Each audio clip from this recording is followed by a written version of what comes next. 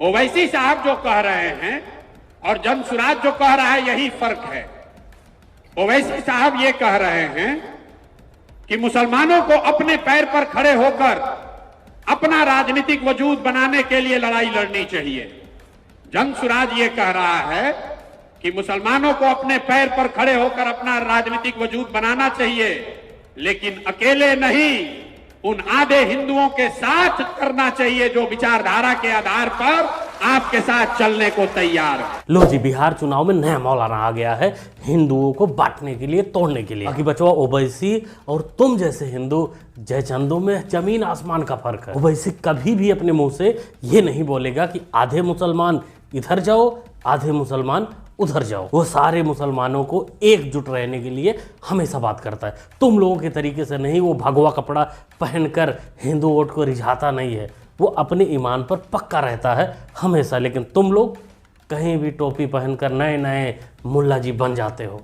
मेरा कहना सिर्फ ये था, हम वही मैं कह रहा हूँ, आप सुन लीजिए पहले आपसे बढ़कर लास्ट में तब आप सुन लीजिए। मेरा सिर्फ इतना कहना था कि हम थूक फेंक रहे हैं ऊपर। यही क्वालिटी ओवैसी को इन जयचंदों से अलग बनाता है।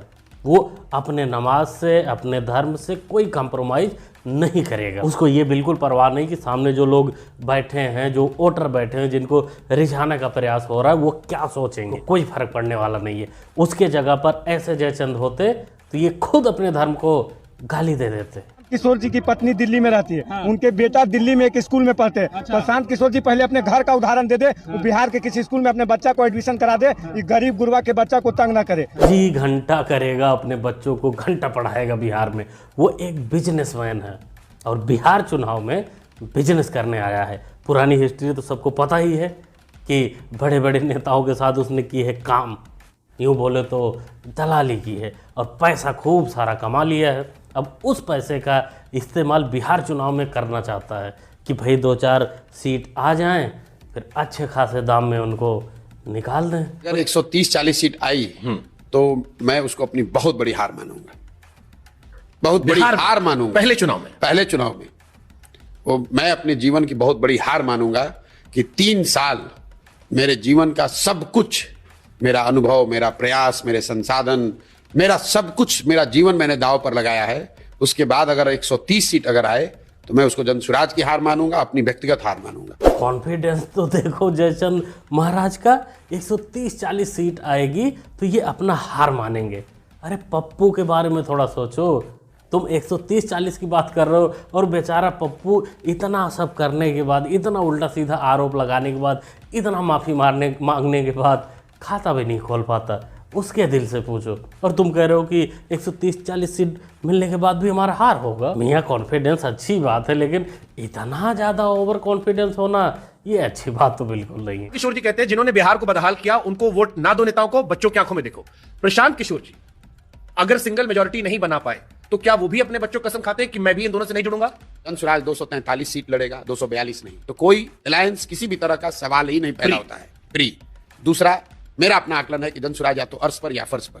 लेकिन अगर आपकी बात मान ही ले कि भैया क्यों ऐसी स्थिति बन जाए या आपकी पूर्ण बहुमत न बने, तो जनसुराज और प्रशांत किशोर 5 साल फिर पैदल चलेंगे, फिर लोगों को समझाएंगे, तभी वापस आएंगे। ये तो बात कर दी ना आपने, इससे बच्चों को क्यों नहीं लाया? आप दुनिया के बच्चे बता रहे हैं कि आप अपने बच्चों को आंखों देखिए। आप भी अपने बच्चे को दिमाग में रखिए और आप कहिए कि मैं भी कह रहा हूं कि मैं अपने बच्चे को दिमाग में कह रहा हूं कि मैं बीजेपी, कांग्रेस, जेडीयू, आरजेडी से नहीं जुड़ूंगा। भाई नहीं खा सकता अपने बच्चों की कसम। नहीं, बच्चों नहीं, शायद इसके पास एक ही बच्चा है तो ये कसम नहीं खाएगा। तो केजरीवाल थोड़ी ना है कि 2-2 बच्चे हैं, एक की कसम खा लो। ये बंदा लग रहा था कि बिहार का एक नया केजरीवाल बनेगा और थोड़ा अल्टरनेट भी बनेगा जिस प्रकार बिहार में राजनीति चल रही है। लेकिन ये जिस प्रकार मुस्लिमों को टारगेट करने के लिए जैसे और लोग करते हैं उसी में घुस गया, तो ऐसा नहीं लगता कि नया केजरीवाल बन पाएगा। हाँ, नया पप्पू जरूर बन सकता है। अगर वैसी स्थिति हो गई कि 10-20-25 एमएलए जीत गए, मैं उनको कहूंगा भैया जहां जाना है जाओ, मुझे फिर से शुरू करने दो, मैं फर्स्ट पे ही रहूंगा। आप उनको छोड़ देंगे? छोड़ देंगे, उनको बोल देंगे भाई जाओ किसी दूसरे दल में शामिल हो जाओ। सरकार मान लीजिए त्रिशंकु हो गया तो सरकार कैसे बनेगी? न बने। अच्छा, न बने। क्या आप उस सूरत में मुख्यमंत्री बनेंगे? अर्श वाली स्थिति में यह होगा कि अर्श पे आने का मतलब कि उत्तर भारत और इस देश की राजनीति में एक नया इतिहास लिखा जाएगा। ऐसा कुछ नहीं होगा मौलाना साहब। जो भी 1-2 लोग तुम्हारी पार्टी से जीतेंगे वो तुम्हारे बगैर, तुम्हारे पूछे बगैर वो निकल लेंगे उस पार्टी में जो बना रही होगी सरकार, क्योंकि तुम्हारी पार्टी में लोग वही आ रहे हैं जो मजबूर हैं, जिनको कहीं टिकट नहीं मिल रहा है। सबसे बड़े जो चेहरे थे पूर्व आईपीएस आनंद मिश्रा, उनको ही देख लो, वो भी एक बार फेमस हुए तुम्हारे पार्टी से और निकल गए बीजेपी में। पूर्व आईपीएस आनंद मिश्रा है जो जनसुराज छोड़कर आज बीजेपी का दामन थामा है आपने, क्या मजबूरी रही जनसुराज छोड़कर? आप वहां से काउंट करिए कि जब मैंने आईपीएस छोड़ा तो मैं भाजपा के लिए, बीजेपी के लिए आईपीएस छोड़ा था और आज इस परिवार में आ पाया हूँ। ये मेरे लिए बड़ा ही सकारात्मक दिन है, बहुत सकारात्मक दिन है। मुझे पूरा यकीन है कि अपनी मेहनत से भाजपा मजबूत पार्टी है, हम इस मजबूती को और बढ़ाएंगे और एक बेहतर बिहार और एक विकसित भारत की संरचना में हमारा भी एक छोटा सा योगदान। यही होगा बाद में, जो भी नेता जीतेगा या जो भी तुम्हारी पार्टी से फेमस होगा वो सीधा निकल जाएगा बीजेपी में, आरजेडी में, कांग्रेस में भी जा सकता है। इसलिए तुमको कहने सुनने की कोई ज़रूरत नहीं है कि 20-25 को हम बोलेंगे कि नहीं भाई तुम दूसरी पार्टी में चले जाओ। तुम्हारे कहने से पहले चले जाएंगे, तुम्हारा वही हाल हो जाएगा जो अभी शायद केजरीवाल का है, खुद तो हारे पड़े हैं और पास में कुछ नहीं है। 1 घंटा लूंगा आपका। 1 घंटा तो ये नहीं कर पाएंगे, 20-25 मिनट आप कर लीजिए। हाँ, फिर रास्ते में करोगे, ये खत्म करेंगे, वहाँ कर लेना। 2 घंटे लेता हूँ लोगों के। नहीं, वो 2 घंटे लीजिए, कोई दिक्कत नहीं है, आराम से लूंगा। नहीं, वो कोई दिक्कत नहीं, आप शाम में वहाँ पे बैठ के 1 घंटा भी कर सकते हैं, कोई दिक्कत। ठीक है, तो शाम में अच्छे से करेंगे। आप कंफ्यूज मत होइए भैया, लोग इंटरव्यू लेने की बात हो रही है। किसी बंदे ने थोड़ा मजाक किया है काट पीट के, लेन देन ऐसी कोई बात नहीं है। प्रशांत किशोर बिजनेसमैन आदमी है, उस प्रकार के बिजनेस नहीं करते, इंटरव्यू देते हैं रात में, दिन में, सुबह शाम, यहाँ वहाँ कहीं भी सिर्फ इंटरव्यू देते हैं। उत्तर प्रदेश में हम लोकसभा में 2 सीटों पर लड़े, देखिए हमारे परिणाम 50% के परिणाम है हमारे। 1 सीट जीते, 1 में से ज़्यादा वोट ली, तो हमारा विनिंग परसेंटेज देखिए 50% है। यानी कि अगर हम 403 सीटें लड़ते हैं तो हम 200 के लगभग सीटें जीतते हैं, तो फिर सरकार किसकी बनेगी उत्तर प्रदेश में?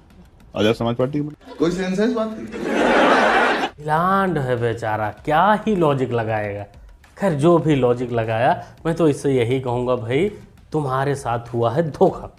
तुमको एक ही सीट पे लड़नी चाहिए थी, एक सीट पर तुम लड़ते, एक सीट जीतते तो तुम्हारा विनिंग परसेंट 100% होता।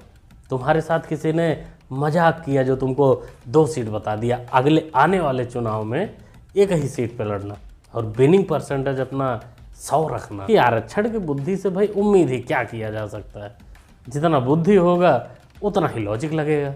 राहुल गांधी ने अभी वोटर एडिशन को लेकर एक बड़ा खुलासा किया। अगर एक बार को आप मान लीजिए हाइपोथेटिकली कि राहुल गांधी जो कह रहे हैं वो सही है कि भाजपा के पास ऐसी ताकत है कि वो लोग 40,000, 50,000, 1 लाख वोट हर कंस्टिट्यूंसी में बढ़ा सकते हैं, अगर ये बात है तो फिर भाजपा को 400 सीट आ जाता है। मेरे भाई, अगर जनता ने तय कर लिया तो कुछ भी करोगे जनता हरा ही देगी। ये हुई ना नेताओं वाली बात। लेकिन प्रशांत चाचा, ये बात तुम्हारे ऊपर भी लागू होगी। उस दिन जब रिजल्ट आएगा, कहीं उन्हीं गप्पू पप्पू के चक्कर में मत निकल जाइएगा। ईवीएम चोरी हो गई, वोट चोरी हो गई, अपना भी एक अलग मत रखना, तभी मज़ा आएगा। क्या बोलते हो दोस्तों, क्या कहना चाहते हैं प्रशांत किशोर के बारे में, इनकी राजनीति के बारे में? अपना ओपिनियन कमेंट बॉक्स में ज़रूर शेयर करिए। बाकी मुन्ना भाई को सपोर्ट करने के लिए आप चैनल को कर सकते हैं सब्सक्राइब, जो कि सब्सक्राइब करना होता है बिल्कुल फ्री ऑफ कॉस्ट। सब्सक्राइब करिए, जुड़ जाए। मिलते हैं अगली वीडियो। Thanks for watching. ये आपको अच्छी तरह समझना होगा, ये संविधान आरएसएस और बीजेपी नहीं लाई। जिस व्यक्ति ने, गांधी जी ने इस संविधान के लिए जिंदगी दी, उसकी हत्या की गई। गोडसे ने गांधी जी को गोली से मारा। गोडसे इस संविधान के खिलाफ था। जब उसने गांधी जी को गोली मारी, उसके दिल में गांधी जी से नफरत क्यों थी, गुस्सा क्यों था? क्योंकि गांधी जी ने यह संविधान की सोच की विचारधारा के लिए अपनी पूरी जिंदगी दी।